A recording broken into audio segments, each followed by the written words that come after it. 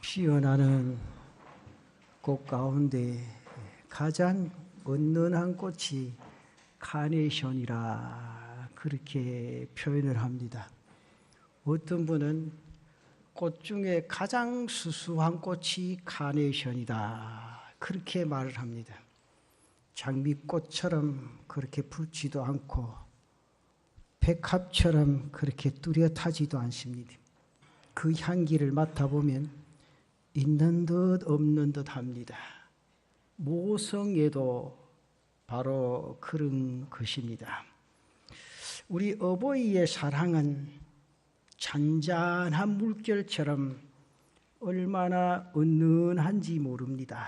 그러면서도 어버이의 사랑만큼 강하고 뜨거운 것은 세상에서 찾아볼 수 없습니다. 우리에게 장발장으로 더 잘 알려진 소설 레미 제나블의 저자인 19세기 프랑스의 문호 빅토르 위고를 아실 겁니다. 붓 한 자루를 가지고 세계에 가장 큰 영향을 미쳤던 문학자의 한 사람입니다.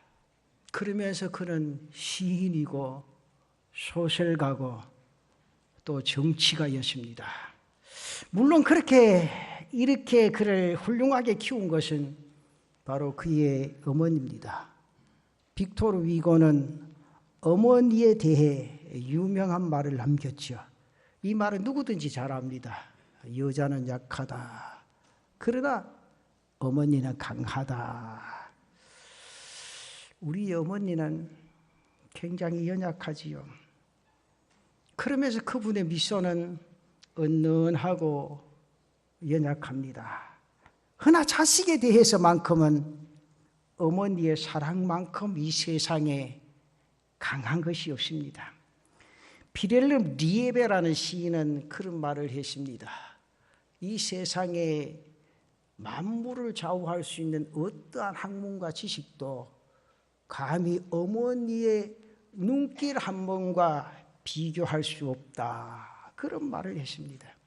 자식을 향한 어머니의 눈길, 그 속에는 형용할 수 없고 세상의 어느 것도 이겨낼 수 없는 사랑의 힘이 깃들여 있기 때문이다. 그 말이죠. 노벨 문학상을 받은 프랑스의 알버트 까미는 어머니에 대한 회상기를 썼습니다. 그의 아버지가 까미가 태어난 지 1개월 만에 세상을 떠납니다. 설상가상으로 아버지가 돌아가실 때쯤 자기 어머니는 완전히 두 귀가 먹어버립니다. 어머니는 교육 없는 노동자였습니다. 아들과의 대화도 불가능했습니다. 까미는 벙어리 된 어머니와 평생 동안 말로서 대화를 나누지 못했습니다. 그러나 세계 정상의 지식인이 된 까미는 이렇게 어머니를 회상합니다. 어머니의 눈동자가 없었으면 나는 아무것도 못했을 것이다. 그 사랑의 눈동자는 잠시도 나를 떠나지 않았고 나에게 만족과 용기를 주었다. 사랑하는 성도 여러분, 지금 여러분의 어머니는 어떤 모습으로 이 세상에 계십니까? 쭈글쭈글해진 모습, 구부러진 등, 허리, 기력이 없고 물 한 잔을 떨어도 떨리는 손, 그렇게 밝게 보시던 바늘 귀를 끼워서 옷을 꺼매주시던 그 눈, 이제 침침해집니다. 이제는 더 이상 아무 힘도 없는 그런 분이 되어져 버린, 체력도 쇠합니다. 경제력도 없습니다.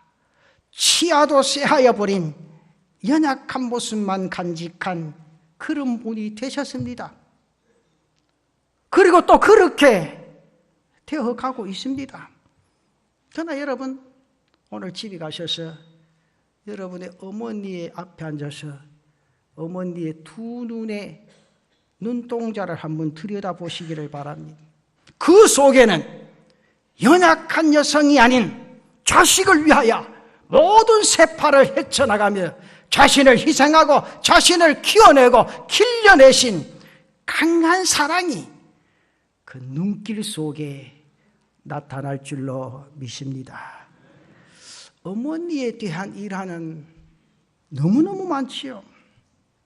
열차에 뛰어들어 자기 아이를 살리고 대신 세상을 떠난 어머니, 산에 오르다가 굴러오는 바위를 향해 뛰어가 딸을 미치고 대신 그 돌에 깔려 세상을 떠난 어머님, 차가 충돌하는 순간 아기를 끌어안고 자신을 방패막이로 해요. 어린 생명을 살려낸 위대한 희생, 굶주려 죽어간 아이를 위하여 자신의 젖꼭지를 자르고 피를 먹였다는 어머니, 연약한 여자에게서 이런 위대한 힘이 솟구치는 까닭은 자식을 향한 어머니의 사랑 때문입니다.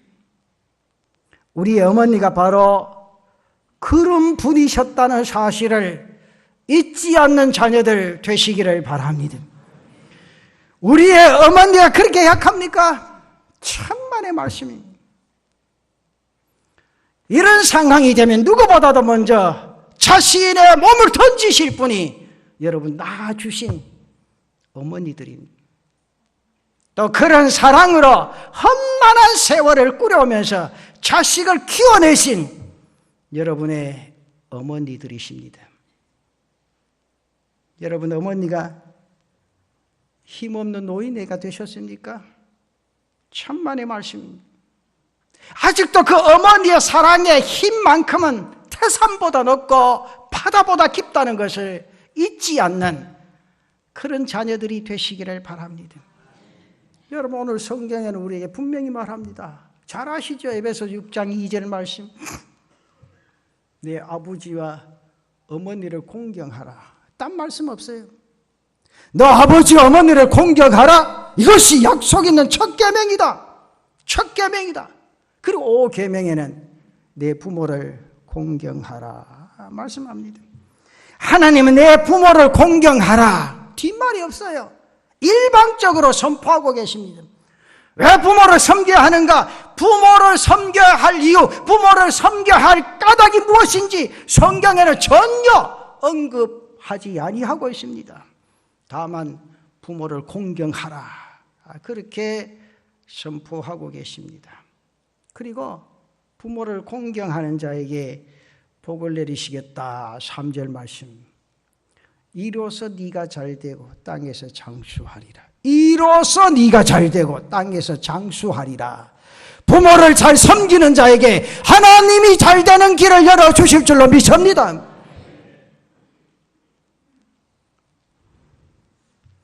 오늘 성경에는 분명히 말합니다. 유대인의 격언 중에 하나를 여러분들에게 소개해 드릴까요?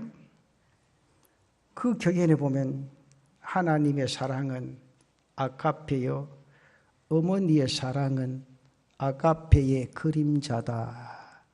다시 말씀드리면 어머니의 사랑은 하나님 사랑의 그림자라는 뜻입니다. 다시 말씀드리면 어머니의 사랑은 하나님의 사랑의 모양이라는 말입니다. 누군가 어머니는 하나님의 대리자이다. 그래 말했습니다. 저는 이 말에 전적으로 동감합니다. 하나님은 창조자십니다. 하나님은 섭리자십니다. 하나님은 공의로우신 분이십니다. 하나님은 사랑의 하나님이십니다. 그렇다면 어머니가 어떻게 하나님의 대리자가 될 수가 있습니까? 어머니는 자식을 낳아주심으로 창조자, 대리자 역할을 하시는 분입니다. 그리고 자식을 양육함으로 섭리의 대리자 역할을 하시는 분입니다. 자식이 잘못될 때 징벌함으로 공의의 대리자가 되십니다.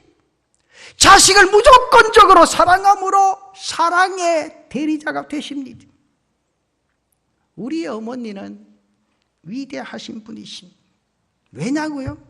무조건적인 사랑을 베푸시는 분이시기 때문에 위대하신 분입니다.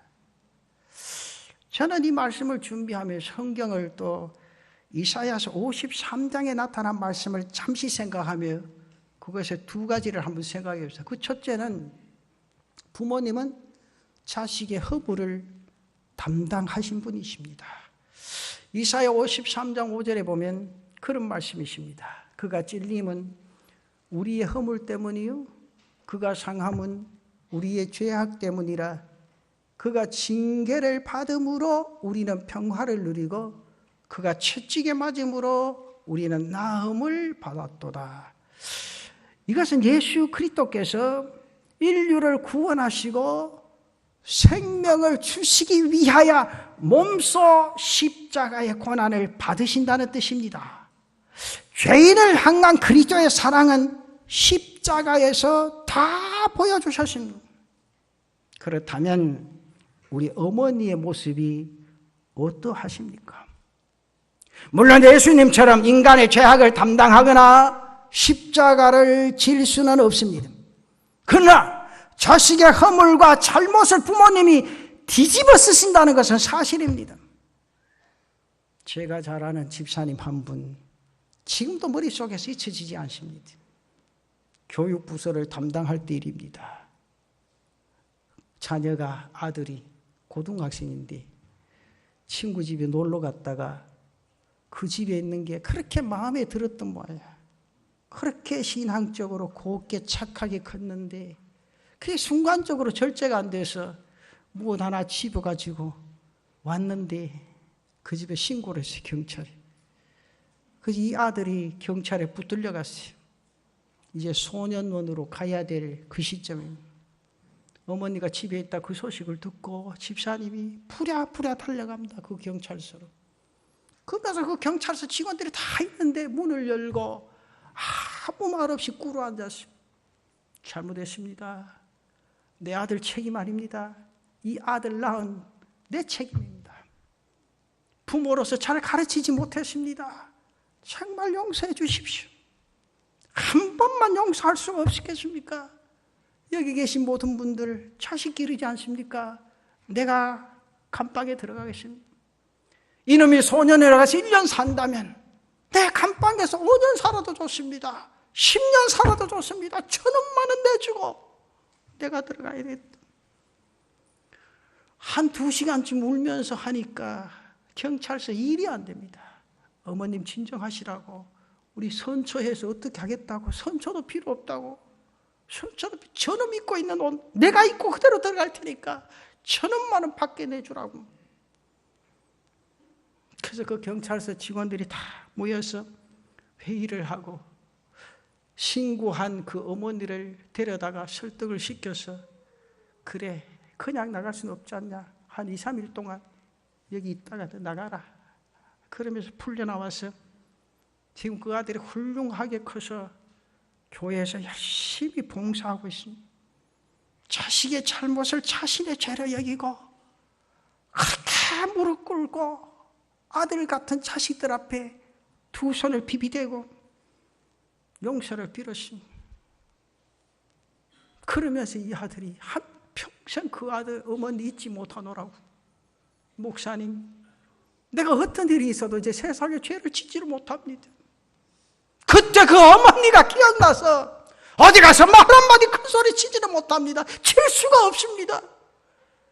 어머니의 그때 그 음성이 아직도 내 귀에 쟁쟁합니다. 사랑하는 성도 여러분, 내가 잘못했을 때 어머니는 나를 변호하시는 중보자가 되어주십니다. 나의 잘못을 자신의 잘못으로 여기고 그렇게 무릎 꿇고 빌어주시는 어머니. 이제 우리가 어머니를 보호해 드려야 할 때입니다. 어머니는 자식을 위해 평생을 희생하셨습니다. 자신의 목숨도 아까워하지 않으셨습니다. 우리의 어머니가 여러분 왜 등이 굽으셨습니까? 왜 마디마디 쑤시고 아프시겠습니까? 왜 저리고 빨리 늙으셨겠습니까? 자식을 위해 쏟으신 희생 때문이 아니겠습니까? 그러셨던 부모님 이제 힘이 없으십니다. 체력도 없으십니다. 경제력도 없으십니다. 그런 자식들이 부모님을 공경하고 그 은혜의 보답을 드려야 할 때라 그 말이죠. 사랑하는 성도 여러분, 이 주간에 부모님 살아 계시고 떨어져 계시다면 어떤 순간이라도 찾아가서 어머니를 위로해 드릴 수 있는 사랑하는 성도들 되시기를 축원합니다. 여러분, 지금은 먹을 것이 많은 세상 아닙니까? 제가 이 말씀을 준비하면서 가만히 한번 생각해 봤어요. 50년대, 60년대 크면서 부엌에서 밥상 들고 자식상 다 차려주면서도 부엌에 쪼그려 앉아가지고 음식을 드시고, 그러면서 우리는 철이 없을 때라 엄마 그게 솥에 누룽지 있으면 끌고 주면 안 되겠나?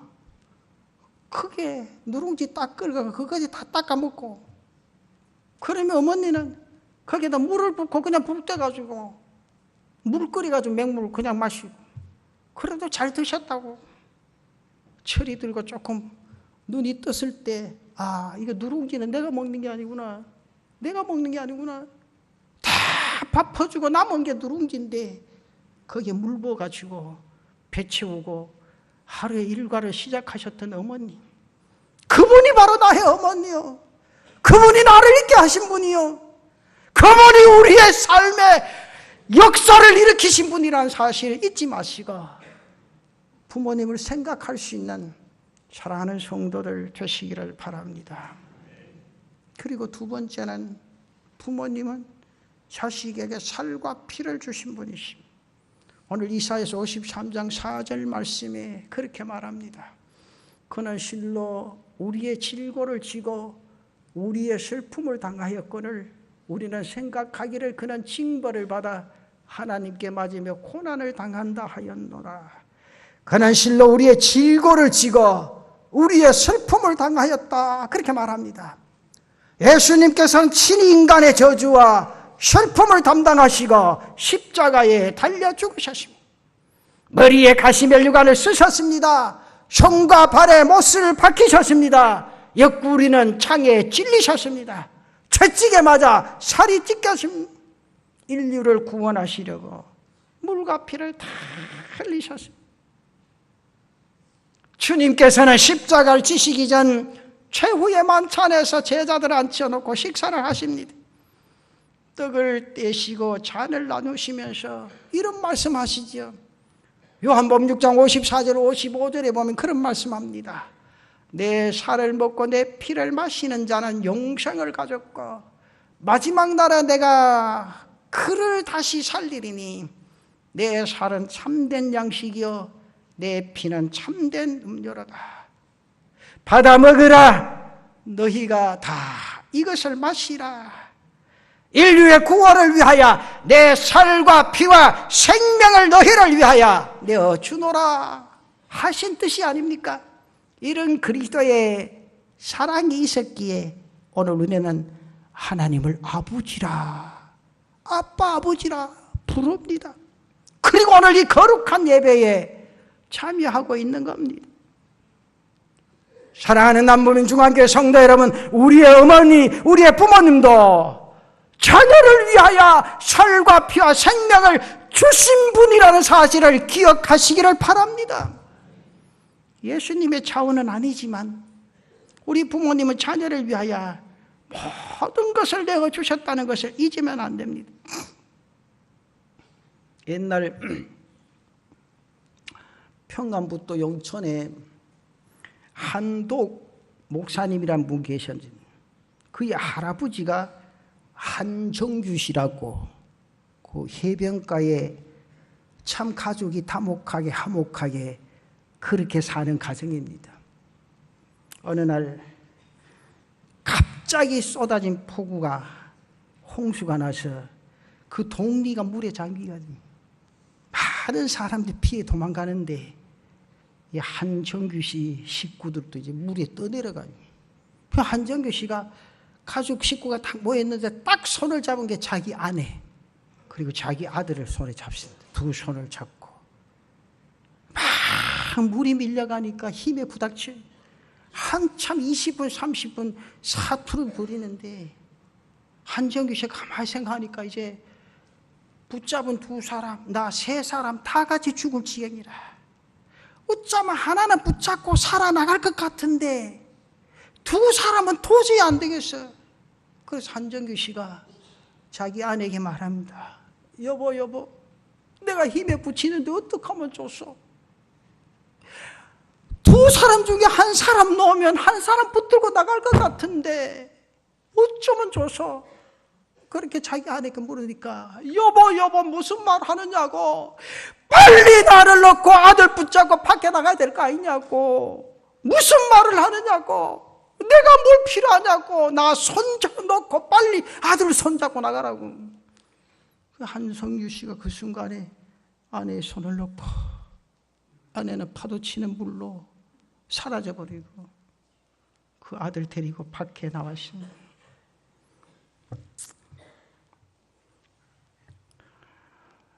여러분, 그게 어머니가 자식을 생각하는 마음입니다. 한정규 씨가 그토록 사랑하는 아내를 손 놓고 자기 자식 데리고 물 밖으로 나왔습니다.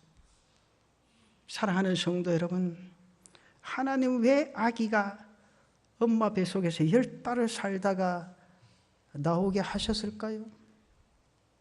여러분 생각해 보신 적이 있습니까?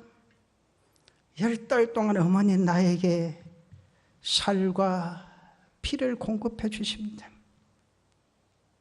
그러다가 태어나서는 생명을 다해 보호하고 키우셨습니다. 그래서 오늘 우리가 이 자리에 설 수 있게 되어졌다는 사실이죠. 어머니는 아기가 잠을 이루지 못할 때 밤새도록 들쳐있고 방광과 마당을 서성거리셨습니다. 정 피곤하실 때가 되면 들쳐업은 상태로 쪼그려 주무시는 날이 하루 이틀이 아니었습니다. 시장에서 장사하시는 어머니 하루 종일 아이를 등에 업고 일하십니다. 등에는 아이를 들쳐업고 머리에는 과일 바구니를 이고 십리길을 걸어 다니십니다. 여러분, 어머니의 이런 힘이 어디에서 나온다고 생각을 하십니까? 어머니의 힘은 자식이 아니고서는 깨달을 수 없는 힘입니다. 약하디 약한 어머니에게서 이런 힘이 솟아나게 된 것은 자식을 향한 사랑과 희생이 그의 가슴 속에 있기 때문이 아니겠습니까? 아프리카 속담 가운데 그런 속담이 하나 기억납니다. 코끼리는 자신의 코를 짐이라고 생각하지 않는다. 어머니는 제 아이를 짐이라고 생각하지 않는다. 그렇게 했습니다. 너무너무 힘들고 자신의 배가 고파도 어머니는 자식을 짐으로 여기지 아니하셨습니다. 오직 사랑으로 희생으로 자식 하나만을 위한 일념으로 모든 고난을 이겨내시고 달려오신 줄로 믿으시기를 바랍니다. 이렇게 한평생 우리를 키우셨건만 이제는 늙으신 부모님이 짐이 되십니까? 여러분, 연세 드신 부모님이 짐이 되십니까? 가래가 나고 눈곱이 끼니까 그렇게 추잡게 보이십니까? 그래서 부모님 생활비는 드리지 아니하고 그 돈으로 사고 싶은 거 사고 입고 싶은 거 입고 가고 싶은 곳 여행 다 다니면서 이 한 주간 부모님 찾아뵙지는 못하십니까? 어떤 사람들은 병든 부모를 기도원에 데려다 놓고 돈만 붙여주고 한 번도 찾아오지 않는다고 목사가 기도원에 가서 앉았으니까 그런 한탄을 기도원 원장이 합니다. 그게 신앙인입니까? 그 예수 믿는 사람이에요? 여러분, 저는 여러분들에게 분명히 말씀드립니다. 신명기 27장 16절을 기억하십시오. 신명기 27장 16절은요 우리 가슴을 애이게 하는 말씀이 그의 부모를 경홀히 여기는 자는 저주를 받을 것이라. 그의 부모를 경홀히 여기는 자는 저주를 받을 것이라. 부모님을 생각하는 성도들 되시기를 축원합니다. 예수 믿는 사람이 부모를 격렬히 여기고 어찌 제단에 앉아서 예배를 드리겠느냐? 하나님께서는 부모를 격렬히 여기는 자에게 저주를 선포하십니다. 살과 피와 생명을 다해 양육하신 부모를 업신 여기는 자를 뭡니까? 악한 자로 심판하시겠다 그 말이에요. 오늘 우리에게 주시는 말씀 아주 짤막합니다.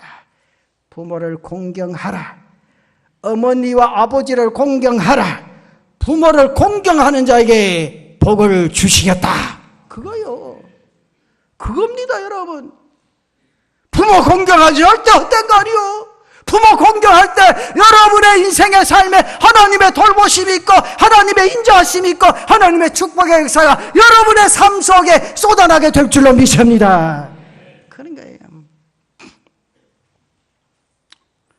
제가 오늘 책을 읽는 가운데 장털이라는 사람이 한문을 만들 때 어미모를 만들지. 어미모. 이게 지금 어미모 나오지? 여러분 이거 생각하면서 무슨 생각하셨어요? 어미모가 왜 저리 나왔겠어요? 생각해 봤어요? 여러분 엄마 뱃속에서 태어나고 엄마가 됐는데 이 잘을 모르겠어요? 에? 여기 아래 위로 점 2개가 무슨 의미겠어요? 저게 어머니의 젖꼭지라고 했지.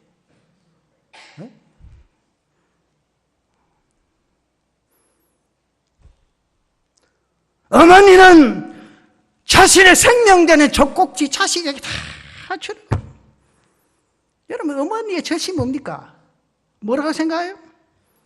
양식 아니에요? 사랑 아니에요? 그거 아닌가 보네. 나 남자라서 젖꼭지 몰라요. 그건 내가 아는 거는 어린아이가 태어나서 제일 행복할 때가 어머니 젖꼭지 무는 시간. 근데 요새는 어째 젊은 각시들이 말이야 젖꼭지 좀만 미기고 말지 어디가 쁘덕쁘덕한 거 만드는 거 아니야 미기고 말지. 여러분 생각해봐요. 그런데 지금 이제 목사님 나는 젖이 부족해. 그건 이해가 돼요. 부족하거든. 한번 빨려라 봐요. 왜냐하면 심리학 책에 보면요 어머니가 자식이 어머니 젖꼭지 딱 물 때 공감이 된다네. 공감. 예. 어머니 뱃속에서 젖이 나오잖아요. 몸에서. 그 젖꼭지에 젖이 아이에게 들어갈 때 이 공감이 된다. 공감. 예. 그 어머니의 사랑, 그 어머니의 희생이 이렇게 느껴진다. 느껴져. 예. 목사님은 나 시시한 요새 세대가 어린데 그런 걸 시야한다고 내 몸매만 잘 갖고만 되지 몸매 안만 가까워봐야 늙어도 똑같지. 생각을 잘 하셔야 돼요. 옆에 앉아, 이게 앞에 앉아서 계시는 권사님, 집사님들, 옛날에 그런 젖꼭지 보기나 봤나, 요새 같은 거. 그 옆에 집 애가 못 먹으면 내 젖이라도 내 가지고 옆에 애 먹이든 그러시잖아요. 아닙니까? 옛날에는요, 자기 큰엄마 젖도 먹어보고요, 고모 젖도 먹어보고요, 다 먹어봤지, 그거밖에 먹을 거 없으니까. 그 사랑 속에 큰다는 거예요. 왜? 어머니의 젖이 어린 생명의 양식이 되고, 사랑이 되고, 어머니 희생이 그 속에 스며든다는 거예요. 여러분, 오늘 어버이 주일입니다. 부모에게 살과 피와 생명을 다 바쳐 양육하신 부모님의 은혜를 기억하는 이 날이 되시기를 바랍니다. 그리고요, 꼭 부탁할게요. 어머니가 살아계시면요, 오늘 앞에 딱 가서 쭈글쭈글한 이마나 얼굴 보지 말고 앞에 딱 앉아 어머니 눈동자를 한번 보세요. 꼭 좀 보라고. 이건 기분 나쁩니까? 정말로요. 그 어머니의 눈빛에서 나온 자식의 사랑을 가슴속에 한번 담아보자 그 말이에요. 희미하게 시력도 약해지는 부모님이시지만 이 세상 감당해낼 수 없는 강한 사랑으로 나를 바라보시고 염려하시고 행복해 하시는 부모님의 그 사랑을 느끼는 그런 은혜가 있으시기를 바랍니다. 여러분, 어머니의 사랑은 예수님 사랑의 작은 모형입니다.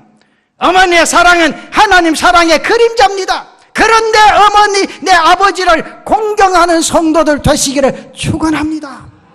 주님은 말씀하십니다. 내 부모를 공경하라, 내 부모에게 순종하라, 이것이 옳으니라, 약속 있는 첫 계명이니라. 그런 자에게 내가 복을 내리시겠다. 그 은혜 속에, 그 감격 속에 젖어들고 한평생 하나님의 축복 속에 살아가는 제단의 성도들 되시기를 축원합니다. 축원합니다. 축원합니다.